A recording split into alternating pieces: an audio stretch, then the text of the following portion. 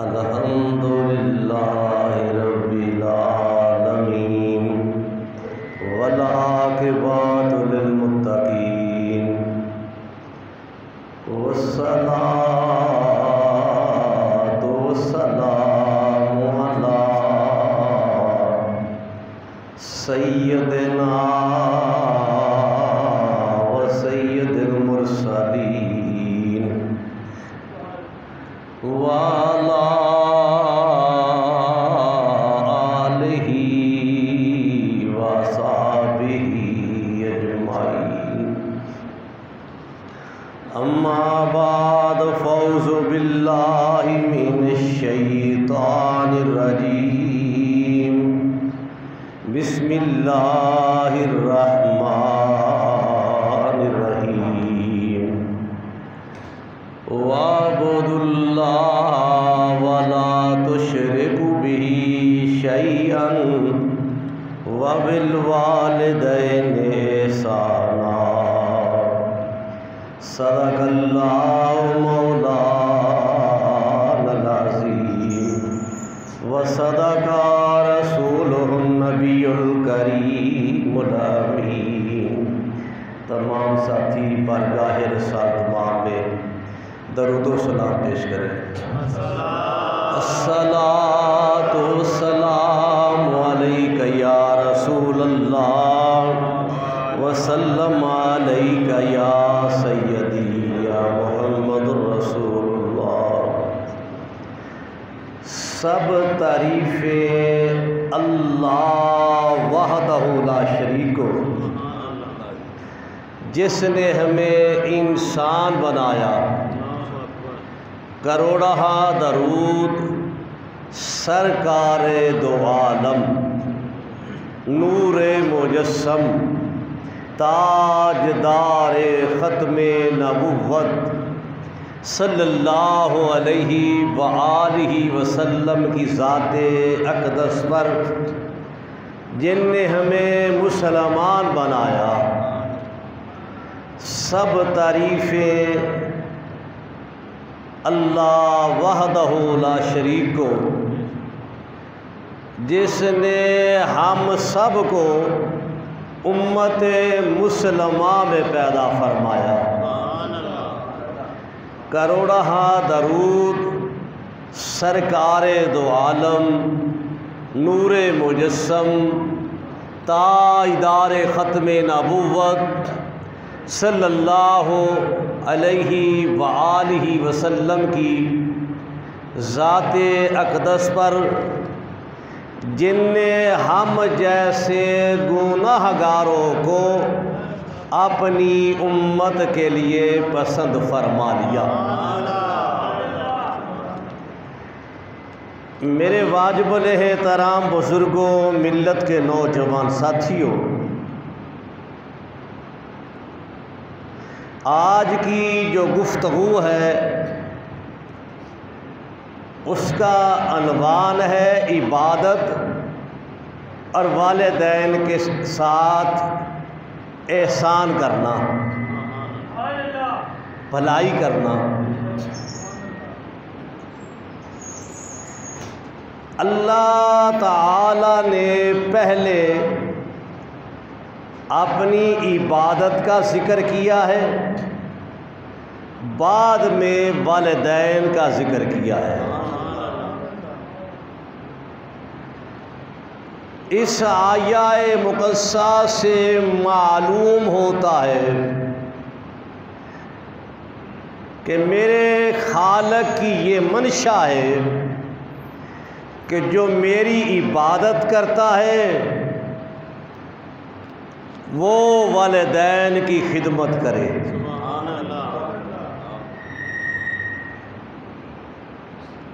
اگر عبادت کرتا ہے تو والدین کی خدمت نہیں کرتا تو پھر بھی نامکمل ہے۔ والدین کی خدمت کرتا ہے تو عبادت نہیں کرتا، پھر بھی نامکمل ہے۔ وَاعْبُدُوا اللَّهَ وَلَا تُشْرِكُوا بِهِ شَيْئًا، عبادت کرو اپنے رب کی اور اس کا شریک نہ ٹھہراؤ، وَبِالْوَالِدَيْنِ احسانا، والدین کے ساتھ بھلائی کرو۔ معلوم ہوا جس طرح عبادت لازم ہے مسلم پر، اسی طرح والدین کی خدمت بھی لازم ہے۔ والدین میں ایک ماں ہے، ایک باپ ہے۔ ماں کے متعلق اور باپ کے متعلق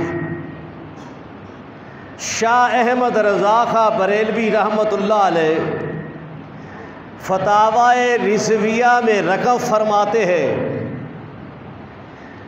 کہ ان دونوں کے ساتھ بھلائی کرنے کا طریق بتاتے ہیں۔ قرآن و سنت کی روشنی میں آپ فرماتے ہیں ماں کی خدمت زیادہ کرنی ہے اور باپ کی تعظیم زیادہ کرنی ہے۔ حتیٰ کہ آپ اپنے والد کے ساتھ سفر کر رہے ہیں تو والد کے آگے نہیں چلنا، والد کے پیچھے پیچھے چلنا ہے۔ والد کے آگے نہیں چلنا، اس کے پیچھے چلنا ہے۔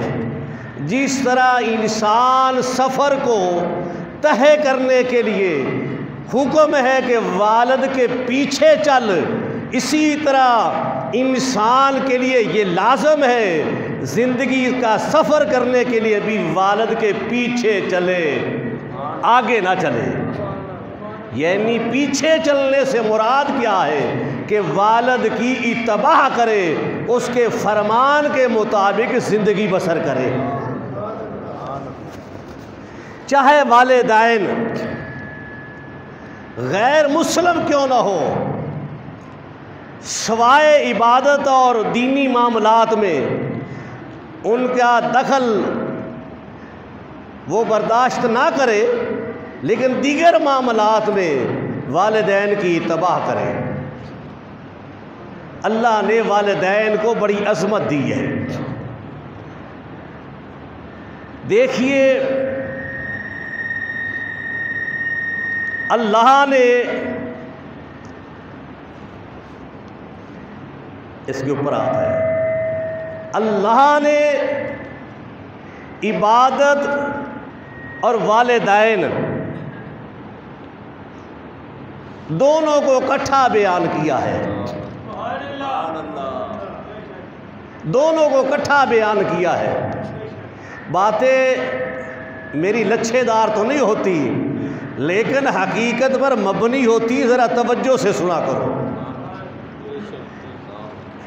عبادت کو اور والدین کی خدمت کو اکٹھا بیان کیا ہے۔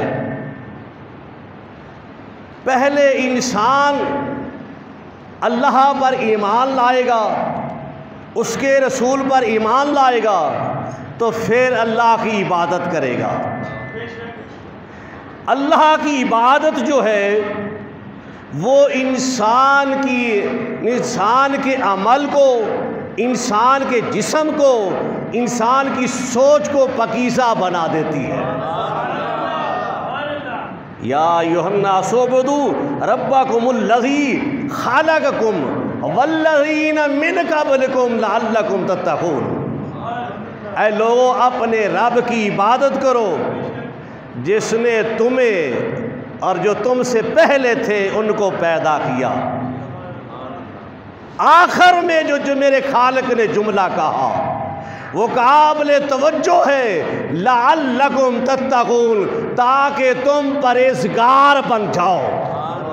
معلوم ہوا جو اللہ کی عبادت کرتا ہے وہ پرہیزگار بنتا ہے، وہ پاکیزہ ہو جاتا ہے، اس کا جسم پاکیزہ ہو جاتا ہے، اس کا من پاکیزہ ہو جاتا ہے، اس کا تن پاکیزہ ہو جاتا ہے، اس کی سوچ پاکیزہ ہو جاتی ہے، اس کی زندگی پاکیزہ ہو جاتی ہے، اس کے افعال پاکیزہ، اس کی اقوال پاکیزہ، اس کی خلوت پاکیزہ، اس کی جلوت پاکیزہ۔ عبادت سے اللہ جو ہے وہ پاکیزگی انسان کو دیتا ہے۔ اللہ خود پاکیزہ ہے، وہ پاکیزہ چیز قبول کرتا ہے، پاکیزہ عمل قبول کرتا ہے۔ لیکن اگر سود کا کاروبار کر کے، بھائی کا حق مار کے اور ترازو کا غلط استعمال کر کے اپنے لباس کو، اپنے لباس کے لیے اس میں حرام شامل کر کے، اپنے طعام میں حرام شامل کر کے اگر تو کھاتا ہے تو وہ تیری عبادت نہیں ہے، تیری عبادت قبول ہی نہیں ہے۔ عبادت اس وقت قبول ہے جس وقت تیرا لباس بھی ٹھیک ہو، تیرا طعام بھی ٹھیک ہو۔ اگر تیرا طعام ٹھیک نہیں ہے تو 40 روز ایک لقمہ جو کھائے سرکار دو عالم نور مجسم تاجدار ختم نبوت صلی اللہ علیہ وآلہ وسلم فرماتے ہیں جو ایک لقمہ حرام کا کھائے 40 روز اس کی دعا قبول نہیں ہوتی۔ لباس میں 1 روپیہ بھی حرام کا ہو اس سے نماز قبول نہیں ہوتی۔ یہی وجہ ہے کہ نماز تو بریائی سے روکتی تھی، یہ تو پاکیزگی دیتی تھی۔ آج تو نماز بھی پڑھتا ہے، جھوٹ بھی بولتا ہے، غیبت بھی کرتا ہے، کام تولتا بھی ہے، زنا بھی کرتا ہے، سود کا کاروبار بھی کرتا ہے، بھائیوں پر تنقید بھی کرتا ہے، بھائیوں کا حق بھی مارتا ہے، دیگر اعمال برے اس لیے تو کرتا ہے۔ تیری نماز قبول ہی نہیں ہوئی۔ جن کی قبول ہو جاتی ہے وہ کوئی اجمیری بن جاتا ہے، کوئی حجویری بن جاتا ہے۔ تو بلند آواز سے سبحان اللہ کہے، رب خوش ہو۔ میرے بھائی، اللہ نے ہر چیز کو انسان کے لیے پیدا فرمایا، ہر چیز کو۔ زمین کو بچھونا بنایا، آسمان کو چھت بنا دیا، آسمان سے پانی نازل کیا، زمین سے پھل پیدا کر دیے۔ ایک جگہ پر میرے خالق نے بڑے صاف الفاظ میں کہا، ہو والذی خلق لکم ما فی الارض جمیعا، کہا جو کچھ بھی ہے زمین سے میں پیدا کرتا ہوں، میرے بندے میں تیرے لیے پیدا کرتا ہوں۔ ہر چیز انسان کے لیے بنائی، اور انسان کے لیے کیا کہا، وَمَا خَلَقْتُ الْجِنَّ وَالْإِنسَ إِلَّا لِيَعْبُدُونَ، جگ تیرے لیے اور تو میرے لیے، جگ تیرے لیے۔ کہنے والے نے بڑے خوبصورت الفاظ میں کہا تھا کہ جانور پیدا کیے، جانور پیدا کیے تیری وفا کے واسطے، جانور پیدا کیے تیری وفا کے واسطے، کھیتیاں سرسبز ہے تیری غذا کے واسطے، کھیتیاں سرسبز ہیں تیری غذا کے واسطے، دونوں جہاں تیرے لیے تو خدا کے واسطے، دونوں جہاں تیرے لیے تو خدا کے واسطے۔ اللہ نے ہر چیز کو انسان کے لیے بنایا اور انسان کو عبادت کے لیے بنایا۔ جو عبادت کرنے والا ہے، جس کی سوچ پاکیزہ ہے، وہ ہر عمل کوشش کرتا ہے کہ میرا عمل سنت کے مطابق ہو۔ کرتا ہے یا نہیں کرتا؟ اور جو شخص اپنے اللہ سے تعلق مضبوط نہیں رکھتا، وہ یہ نہیں سوچتا کہ میرا یہ لقمہ حلال کا ہے یا حرام کا ہے۔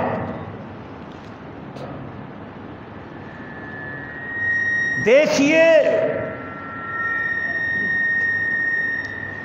انسان کا جو ہے لباس، انسان کا طعام، انسان کا کاروبار، میل جول، اس میں اگر پاکیزگی نہیں ہے تو انسان اللہ کی خوشنودی اور اللہ کے رسول کی خوشنودی حاصل نہیں کر سکتا۔ آج کیا ہے؟ نماز پڑھتے ہو، بعد میں کھڑے ہو کر غیبت کرتے ہو، تنقید کرتے ہو، کہلاتے مسلمان ہو، غیبت کرتے ہو۔ وجہ کیا ہے؟ کہ اگر نماز قبول ہو جاتی، تیرے اندر غیبت سننا بند ہو جاتی، تیری زبان پر سچائی آ جاتی، جھوٹ بند ہو جاتا۔ ہوا کیا ہے؟ ہوا یہ ہے کہ سارا میرے مبلغ کا جو لیکچر ہے، میرے مبلغ کا جو وعظ ہے، میرے مبلغ کی جو گفتگو ہے، وہ فرقے کی بنیاد پر رہی، اسلام کی بنیاد نہیں تھی۔ اس نے سارا وقت اس میں گزار دیا کہ یہ فرقہ سچا ہے، یہ فرقہ سچا ہے۔ ہر فرقے والا اپنی سچائی کی بات کرتا رہا، ادھر دین مصطفیٰ اجڑتا رہا۔ کسی نے نہیں دیکھا کہ یہ سرکار کی سنت ہے یا نہیں ہے جو ہم عمل کر رہے ہیں۔ مسلم تو وہ ہے جو سوچے کہ میں جو عمل کر رہا ہوں یہ سنت سے ثابت ہے یا نہیں ہے۔ آپ نے دیکھا ہوگا، میں نے بھی دیکھا ہے، جتنی لوگ گفتگو کرتے ہیں فرقے والے،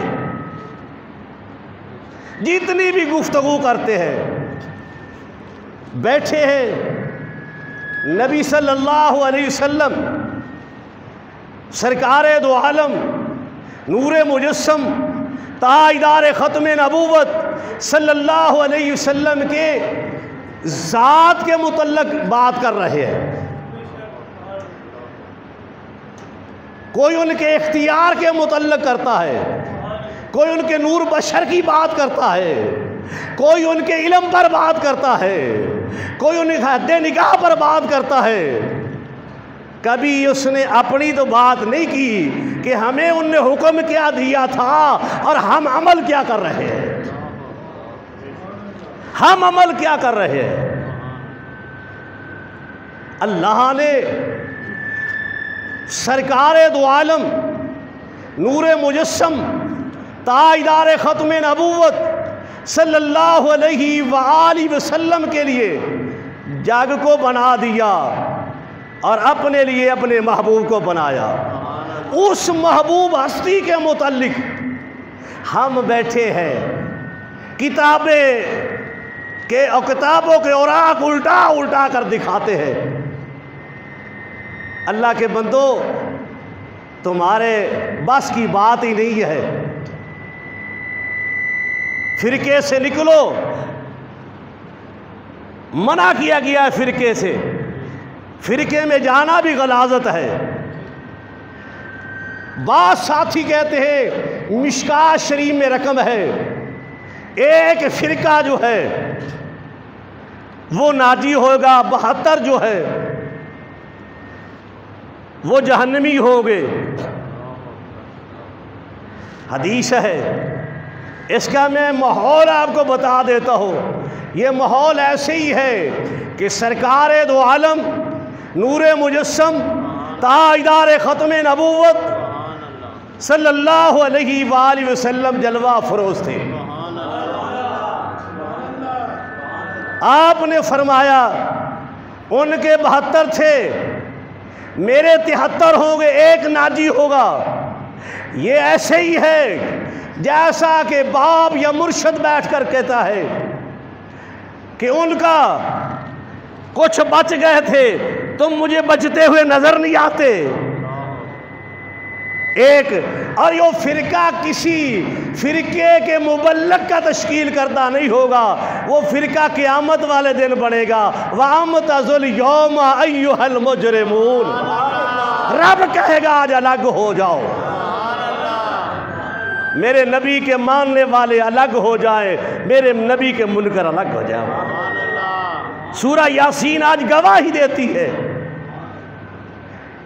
اس میں ہر سوچ کے مالک ہوں گے، اس میں شافی بھی ہوں گے، اس میں مالکی بھی ہوں گے، اس میں حنبلی بھی ہوں گے، اس میں حنفی بھی ہوں گے۔ سارے ہی سرکار کی سنتوں پر یہ عمل کرنے والے لوگ تھے۔ تو اپنی عبادت اگر صحیح کرنا چاہتے ہیں تو اپنی سوچ کو پاکیزہ بنا، اپنے دسترخوان کو پاکیزہ بنا۔ حد تو یہاں تک ہو گئی ہے کہ اللہ ساری کائنات کو روٹی دیتا ہے، ہماری یہ حالت ہوگی کہ رب کے گھر میں جوڑی پھیری جا رہی ہوتی ہے۔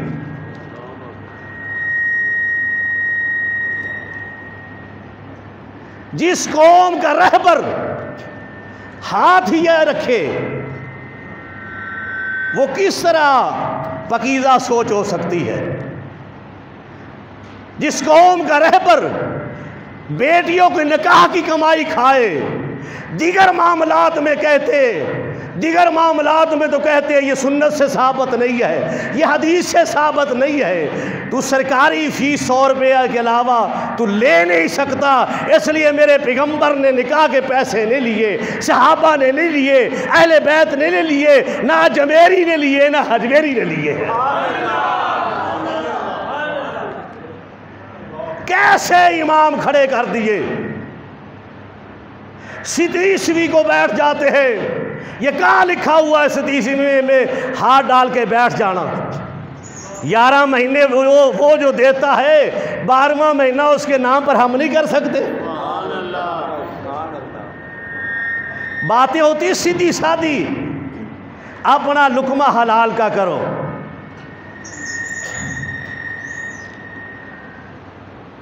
اپنا لقمہ حلال کا کرو، پھر تمہیں عبادت کی لذت آئے گی، پھر تمہاری پاکیزگی تمہیں حاصل ہوگی۔ اگر تمہارا لقمہ حلال کا نہیں، جو مسلح پر کھڑا ہے وہ بیٹیوں کے نکاح کی کمائی کھا رہا ہے۔ میری اتنی زندگی گزر گئی، سن 80 سے دیکھ رہا ہوں میں کبھی فرقے والوں کو حلال حرام پر مناظرہ کرتے ہوئے نہیں دیکھا کہ یہ چیز حلال ہے، نکاح کی فیس حلال ہے، نہیں مناظرہ۔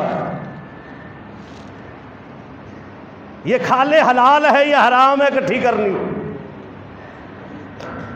کوئی مناظرہ نہیں۔ اور میرے بھائی مسلمان بن کر عبادت کرو۔ لوگ کہتے جی 5 برابر نہیں ہے، 5 برابر نہیں۔ اللہ کے نیک بندے جب تک دنیا میں ہے قیامت نہیں آئے گی، جب نیک نہیں رہیں گے، محمد عربی صلی اللہ علیہ وسلم کے جب تک غلام زندہ ہے قیامت ان پر نہیں آئے گی، قیامت تو آئے گی منکروں پر آتی ہے۔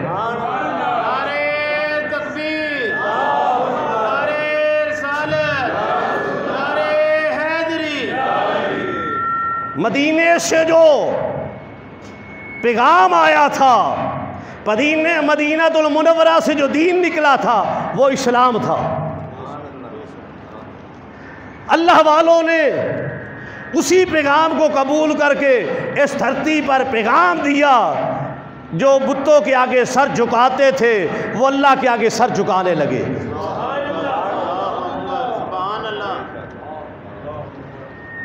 وہ اللہ کے آگے سر جھکانے لگے۔ اصل وجہ کیا تھی؟ اللہ والوں کے پاس پاکیزہ سوچ تھی، مدینے والے کا مال تھا، مدینے والے کا مال تھا۔ یہ نہیں تھا کہ کھلا بھی کٹھی کرتا جا، اپنی کاریں مناتا جا، مدرسے کا مال بھی کھا جا، نکاح کی فیس بھی کھا جا تو پھر کہ میں مبلغ ہوں۔ نہیں، یہ نائب رسول اللہ ہے۔ یہاں تو کھڑا ہو، کوشش کر اس رنگ میں کھڑا ہو۔ 27 سال تمہارے پاس گزر گئے، ایک آدمی نہیں کہہ سکتا کبھی میں نے ہاتھ یہ کیا ہو۔ تمہیں منع کیا اٹھ کے پیسے نہیں دینے، اس لیے نہیں کہ میرے پاس پیسے زیادہ ہیں، اس لیے کہ میرے پیغمبر کے صحابہ نے اٹھ کر جب نہیں دیے، میرے پیغمبر نے نہیں لیے، تو تمہارا دینا نجائز ہے، میرا لینا نجائز ہے۔ پیغمبر اسلام نے فرمایا دائیں سے دو اور بائیں کو خبر نہ ہو۔ یہ اٹھ کر موٹ سے جو لگاتے ہیں یہ بھی نجائز ہے، سب دیکھ رہے تو کچھ دے رہا ہے۔ تو اس لیے پہلے لقمہ حلال کا کرو، پھر عبادت کی لذت آئے گی۔ فضیلت کی باتیں بڑی ہیں، یہ پڑھیں گے تو ایسا ہو جائے گا، یہ پڑھیں گے تو ایسا ہو جائے گا۔ بھائی ہوگا جب تیری عبادت قبول ہوگی، تیری نماز قبول ہوگی، تیرے نفل قبول ہوں گے، تیری دعا قبول ہوگی۔ تو اگر تو قبول والے راستے پر چلے گا تو پھر تمہیں مقام ملے گا لعلکم تتقون، پھر پاکیزگی کا مقام ملے گا، پھر اللہ کریم سعادت بخشتا ہے، اپنی محبت بخشتا ہے، اور محبت بھی اس کو بخشتا ہے جس کو وہ خود پہلے پسند کرتا ہے۔ جس کو وہ پسند نہیں کرتا وہ نیکی نہیں کر سکتا۔ اپنے اندر تو بھی سوچ، میں بھی سوچوں کہ ہم سے برے عمل اس لیے ہوتے ہیں اللہ ہم سے پیار نہیں کرتا۔ ہم کوشش کریں اپنے آپ کو ٹھیک کر کے اس کے حضور حاضر ہو۔ یہ تو حصہ تھا پہلا اس آیت کا کہ عبادت کا۔ دوسرا وبالوالدین احسانا، تو جیسا کہ عاشق رسول حضرت شاہ احمد رضا خاں بریلوی رحمۃ اللہ علیہ نے فرمایا کہ والدین کے ساتھ فتاوی رضویہ میں رقم فرمایا، تقسیم فرما دی حقوق کی، والدین کے حقوق کی تقسیم فرمائی۔ فرمایا ماں کی خدمت زیادہ کرو، والد کا تعظیم ادب زیادہ کرو۔ تو اس کے مطابق والد کا ہر لحاظ سے ادب کرو، جیسا کہ میں نے پہلے عرض کیا ہے کہ والد کے آگے بھی نہ چلو۔ آج گھر میں بیٹھ کر جس والد نے تیرے لیے مزدوری کر کے تمہیں پڑھایا، تمہیں اس قابل کیا، تیرے کپڑوں کے لیے در بدر دھکے کھائے اس نے کہ میرے بیٹے کا جو ہے عید پر یہ لباس پہنے گا، تو لباس پہن کر والد کو عقل مند بن کر سامنے آتا ہے، اس سے بد کلامی کرتا ہے، اس کے کہنے پر زندگی نہیں بسر کرتا، تو کیسا مسلمان ہے؟ تو نمازیں پڑھ، تیری نماز قبول نہیں ہے۔ جس والد نے اتنی گرمی میں جا کر دیکھو سر پر ٹوکری اٹھائی ہوئی ہے، اینٹیں اٹھا رہا ہے، کاندھے پر سیمنٹ کی بوری اٹھا رہا ہے، تیسری چوتھی منزل پر کھڑا ہے، کہنے کے لیے کھڑا ہے، بچوں کے لیے کھڑا ہے، رزق حلال کما کر لے جاتا ہے گھر، اور بیٹا اس کے کہنے کے مطابق زندگی بسر نہیں کرتا۔ میں کہتا ہوں وہ خانہ کعبہ بھی اس کا بیٹا بیٹھا رہے، نماز قبول نہیں ہے۔ کوئی عبادت قبول نہیں ہے۔ باپ کا ادب کر، کہیں ایسا نہ ہو جب تیری اولاد آ جائے تو تمہیں بھی پریشانی کا سامنا کرنا پڑے۔ مثنوی علامہ رومی میں اور نزہۃ المجالس میں رقم ہے کہ ایک آدمی نے اپنے والد کو ساتھ لیا، ایک چوراہے میں، جنگل میں، چوک میں جا کر بٹھا دیا اور اس کو ایک کمبل دے دیا، دے کر واپس لوٹے تو ساتھ اس کا بیٹا بھی تھا، جس کو بٹھایا جا رہا تھا اس کو پوتا تھا۔ تو وہ واپس لوٹا والد کے یہاں سے کہ میں آ رہا ہوں، دادا کو مل کر آ رہا ہوں۔ تو اس نے اس کمبل کے 2 ٹکڑے کیے، ایک دادا کو دے دیا، ایک ساتھ لے لیا۔ جب ساتھ لے لیا تو اس نے دیکھا کہ یہ کیا تو نے کیا؟ دادا کو آدھا کمبل دے کر آ رہا ہے، آدھا تو لے کر آ رہا ہے۔ کہا بابا جو تو نے میرے دادے کے ساتھ سلوک کیا ہے، کل تو جب بیکار ہو جائے گا، کسی کام کے قابل نہیں رہے گا، تو اس وقت میں تمہیں یہ آدھا دے کر اسی چوک میں بٹھا کے آؤں گا۔ یہ بھی بات میں نے اس لیے سنائی ہے کہ آج ادب نہیں کرتے ہو تو کل میں یہ نہ سوچو کہ تمہاری اولاد تمہارا ادب کرے گی، تمہاری عزت کرے گی۔ باپ کا ادب کرو، اس نے اپنی زندگی تمہارے لیے وقف کی ہوئی ہے۔ آپ وہ کپڑے لے نہ لے، تمہارے کپڑے لیتا ہے۔ آپ اپنی اسکولی میں روٹی